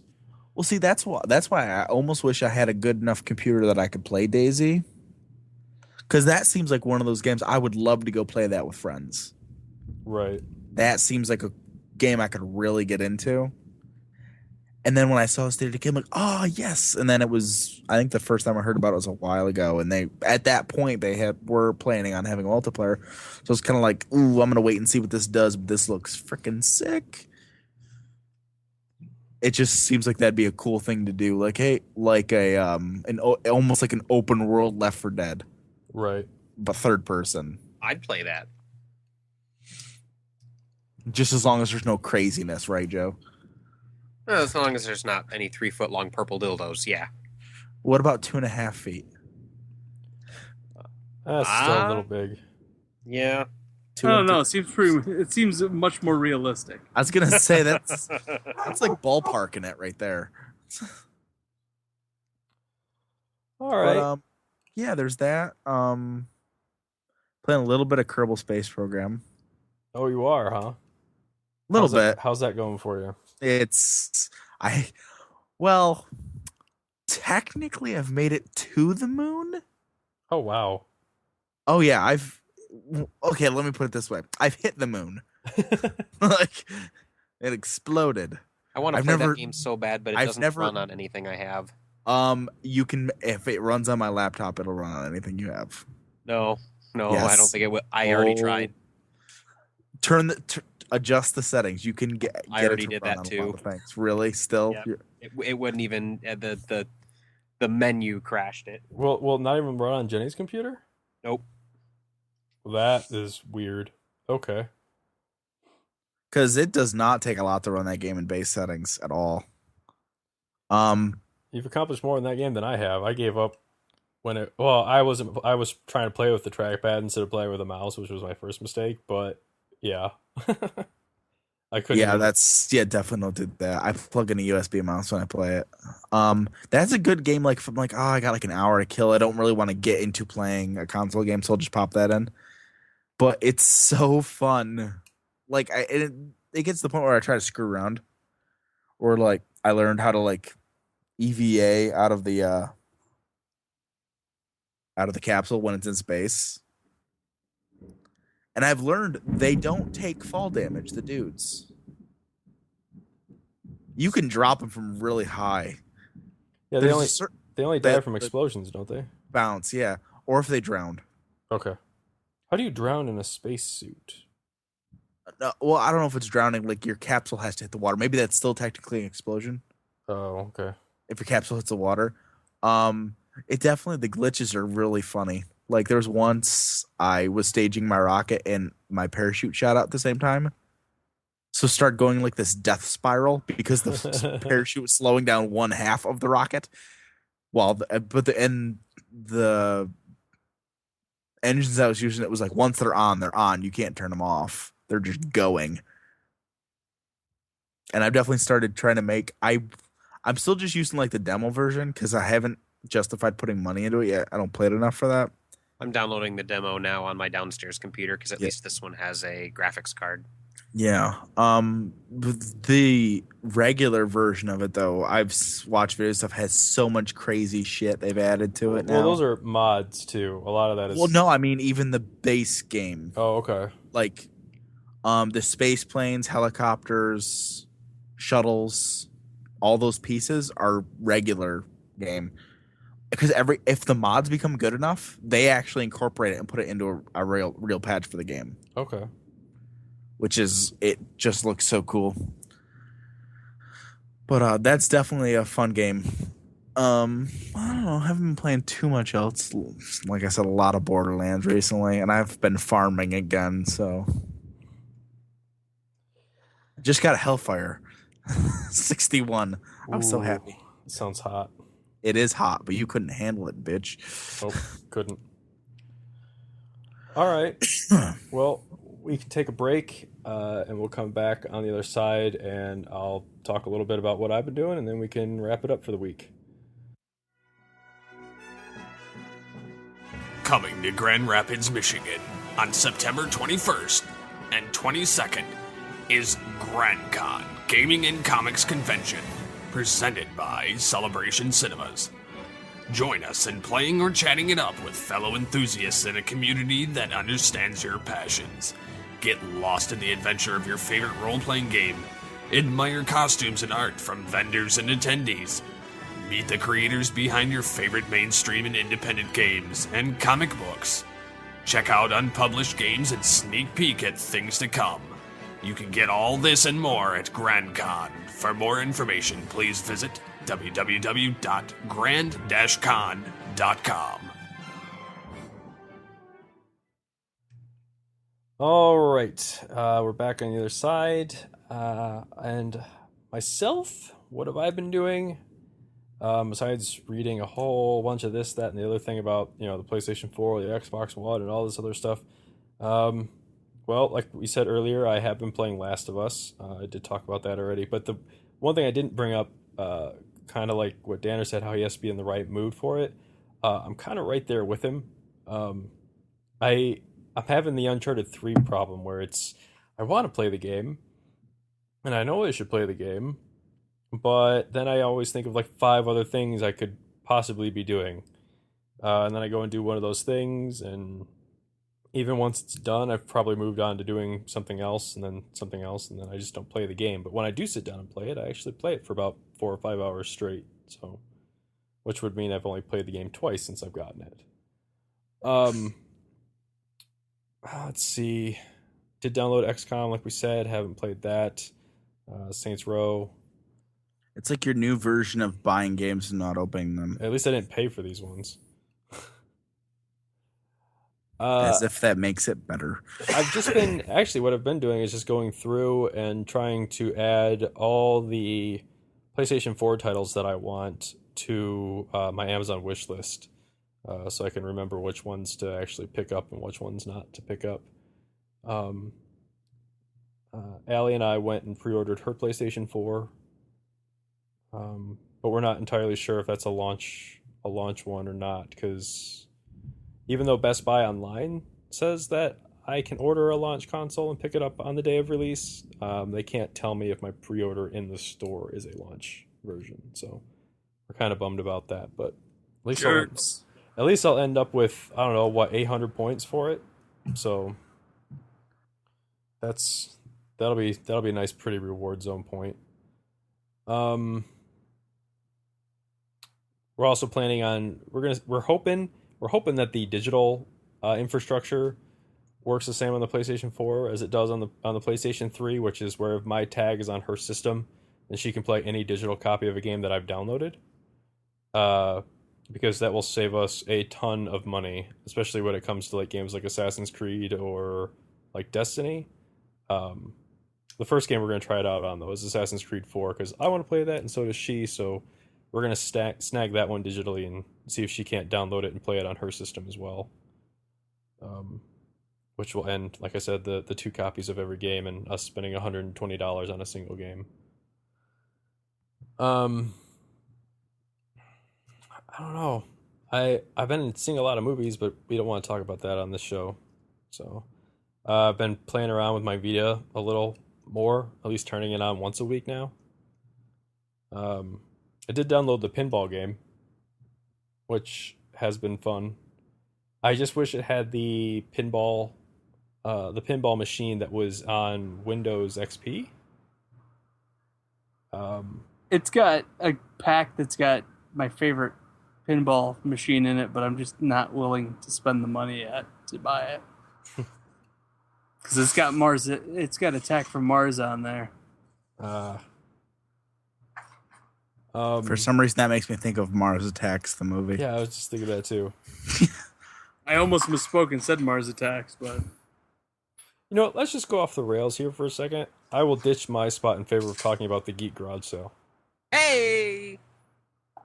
yeah. So I feel like Joe's boner sticking straight up. feel like more can be said about that than what I've been doing, which is basically nothing. Or I've already interjected and shared in other people's things. So that was this past weekend. And if any of you haven't, I don't know if we've discussed it on this show or not, a couple of years ago, 3 years ago, I decided that I needed to pare down some of my collections, get rid of some stuff, and then use that money to focus on the things that I was actually keeping in my house.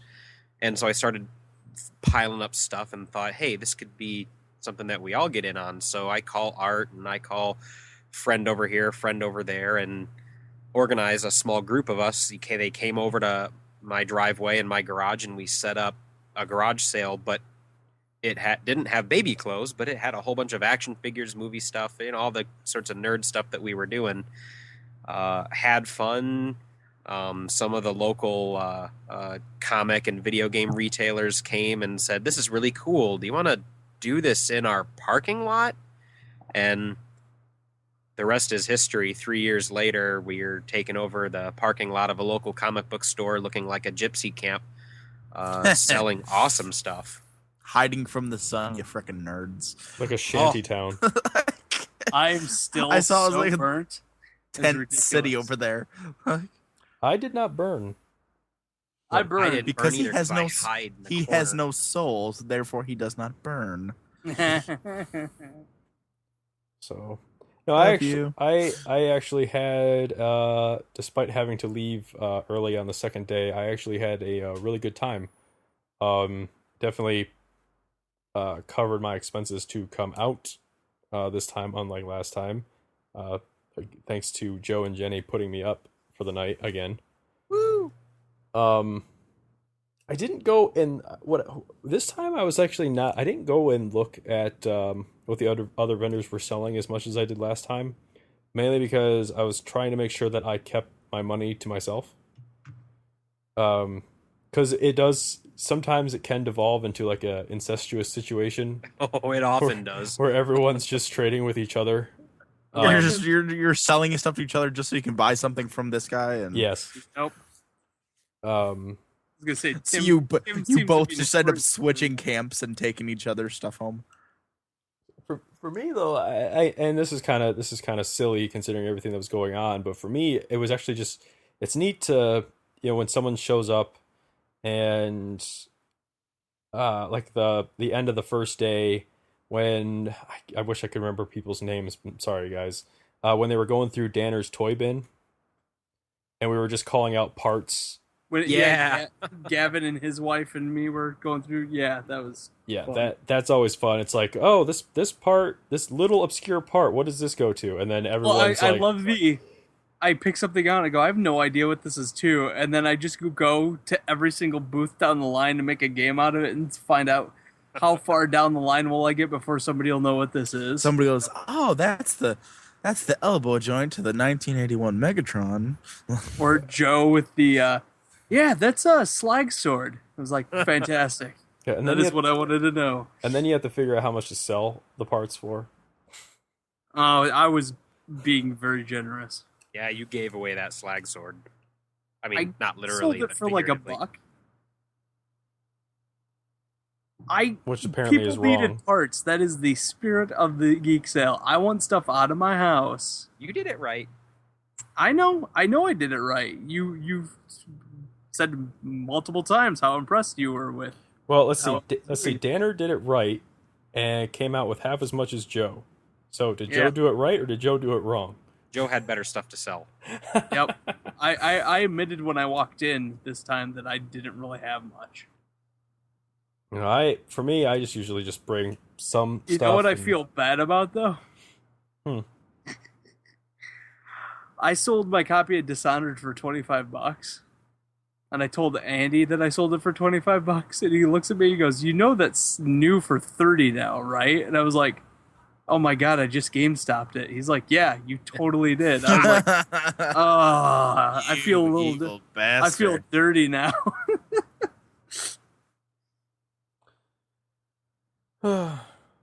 Good times. I want to get out to go to one of those. Just one start of these walking. shows. You might be here by the time the next one rolls around. Dude, I have to carry. Dude, would have a whole, I don't know, fucking trailer of shit if I wanted to.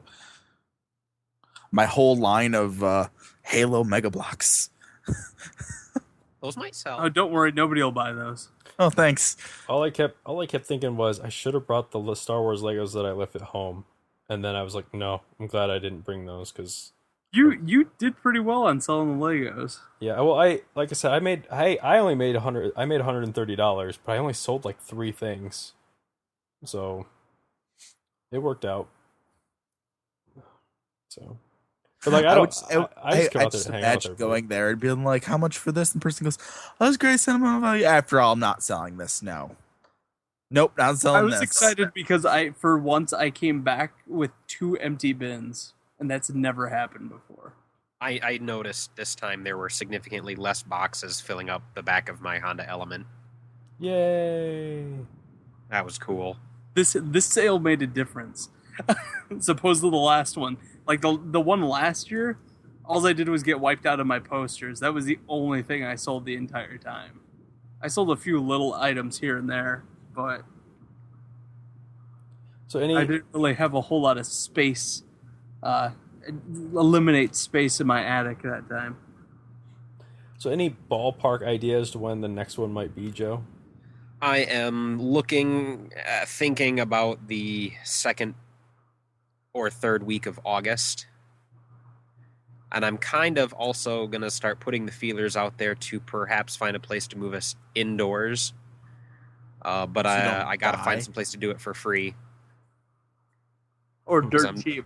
Or real dirt cheap, because it's still, that's the cool part about this event is it's almost a convention, but I don't charge the people coming to sell, and I don't charge the people to come up and browse, because I want to keep prices down and people friendly and happy to be there. And Well, there's your problem. I'm gonna corporate you, and I'm gonna charge everyone to do anything they want to do. Just remember, it's an air conditioning fee. yes, Yes. If we gotta pay, it's an air conditioning fee.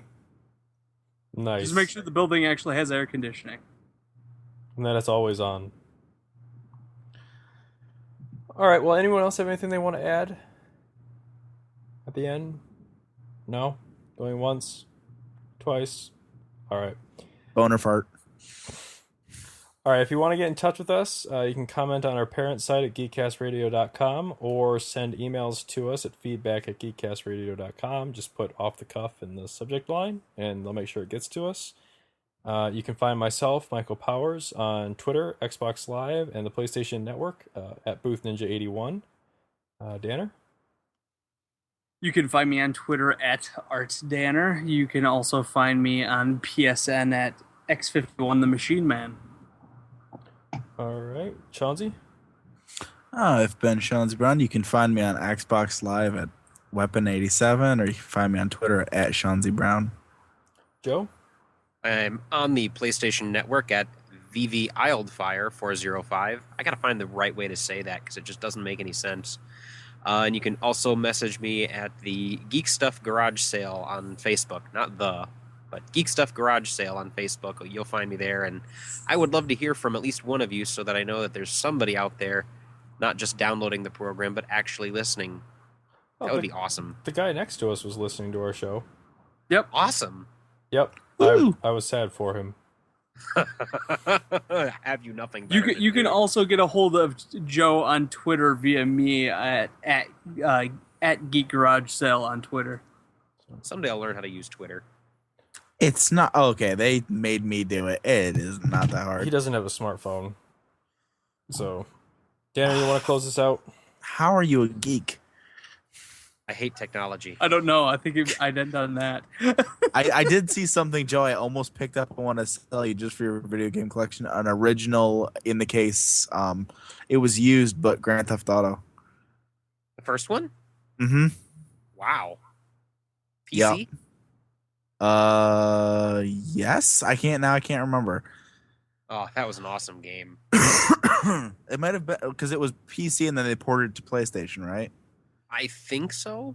It may have been the PlayStation port. I'm not sure. Well, I know the one on PlayStation was like the London 1976 or something like that. I know. Yeah, there was a London one that was different, but I know Grand Theft Auto it was 2 definitely there was definitely a Grand Theft Auto flat out on PlayStation. It was still a top down. I think it was 2. View.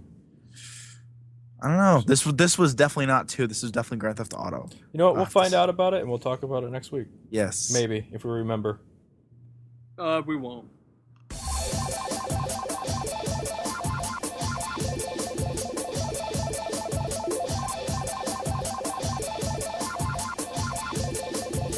Really, Joe? God, Joe, that's like 10 years ago. Yeah, Joe. Jesus.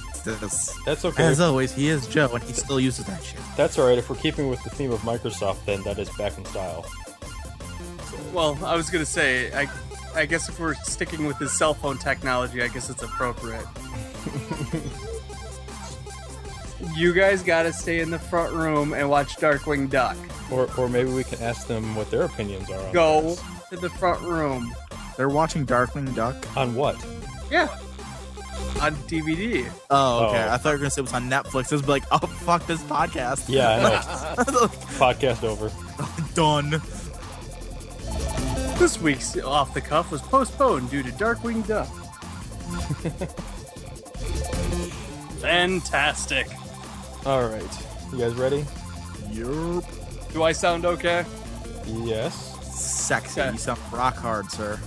Good. I'm sitting on the floor folding laundry and by a fan, so I just want to make sure it didn't sound too messed up. I can hear the fan, but it might get drowned out when I go and mix everything. It's fine. But Yeah, it almost sounds like you have like a window open. It's not like a loud. Blah, blah, blah, blah, blah, blah. That's good. Yeah. it's almost like Fantastic, because it's balls hot in here and I'm not shutting it off. Okay. Let's see.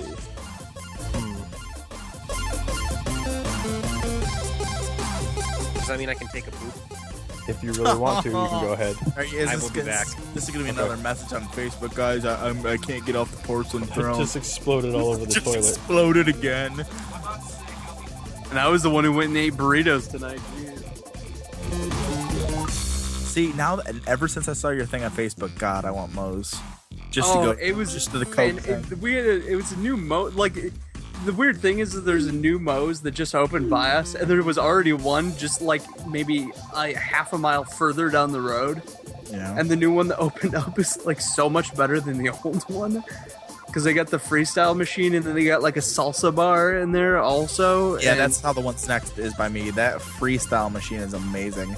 I'm like, oh, I want raspberry and vanilla Well, and all the this thing shit. is like there's been freestyle machines every time I go on vacation. Like everywhere I go, North Carolina, Florida, everywhere we stop, there's freestyle machines. There hasn't been any in Michigan, and now they're finally starting to come in here. And like Mike's Theater got them.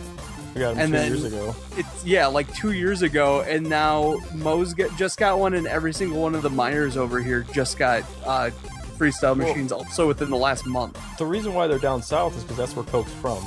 Yeah. Yeah. Everything gets started down there. But the freestyle machine is quite possibly the greatest thing I have ever seen. Like, there's It's nothing fantastic. this next to a pinball machine that I'd rather have in my house than one of those. The only thing about it though is that it makes me sad inside because like I can't buy this flavor. Like I can only get this flavor here. That's why I want a freestyle machine in my house. Yes. The Like I like Janelle was making fun of me because of the fact that she's like, seriously, just gonna drink Coke Zero mixed with cherry and vanilla. I was like, hell yeah. you're not gonna try anything else? I was like, why? This is what I want. You can get This Coke is- Zero with cherry vanilla already mixed. I don't care. It's there. No, I'm just And I saying, isn't that one of Mix it myself with the push of a button. No, I'm just saying, like, you didn't go and do individual flavors. I thought that was one of the pre-programmed flavors. Yeah, it is one of the pre-programs. Okay. The one thing I don't like about the freestyle machines is they have all the flavors in there, but not every beverage is available in all the flavors. Like, I want to be able to get Coke Zero with strawberry, but you can't get it, even though there is strawberry Sprite. Like, why? Like, that's what I don't understand about them, is why don't you have all the flavors for all the drinks? I bet think there's they a flaw in the focus system grouped slightly. them, and that not enough people liked strawberry Coke Zero, and so they took it out of the machine so that they can't be accused of No, releasing a crappy. But that's not how the freestyle machine works, though. The freestyle machine, like there's like There- if I want raspberry and something, there's a separate spray that just has raspberry. Yeah, it's That's all it does, and it mixes with whatever you want. the whole thing is based off of the printer cartridges. So you don't have big bags of anything in there. Actually, everything for that machine is contained in what you're looking at there, except for the ice, which is actually like above it. Every single flavor is in something that looks kind of like a giant-sized ink cartridges that plugs in underneath. You just slot them in when they're empty, and they even have like the little pinprick thing where like a hose will like force itself in. Yeah, it's like super condensed And- flavor. Yeah, and everything, like the strawberry that's in there is the same, like the strawberry cartridge goes for strawberry Sprite, strawberry Dasani, strawberry sparkling Dasani. Like, that one flavor can go to all those different drinks. It just seems weird to not offer it. Well, I'm saying they probably focus grouped it and said, since it tastes so bad, we're not going to let the machine Keep after looking that for those. option. It's just weird. But you know, there are other things in there that are kind of, I think they have like peach Coke. Like, that's... I'm whatever. pretty sure peach is in there. Yeah, I haven't really looked the last. That's- Yeah, time. there's peach. That's the only thing that's weird about it to me, is that, you know, it's... I mean, I like it, don't get me wrong. It tastes really good. It's just kind of like, oh, come on, why don't you... That have new all this Moe's stuff? is great, Joe. Have you been to the Myers yet? Where they have the No, freestyle? I haven't been to the Myers. We just went to the Moe's for dinner tonight. And of course, since they have a burrito that's named Art, I had to buy the burrito. It was a vegetarian burrito, but it was totally awesome. Loved it. All right, are we good? We're good. All right, Tanner? My boom tube is empty. Oh God! Like, why would you say that? Boom. All right.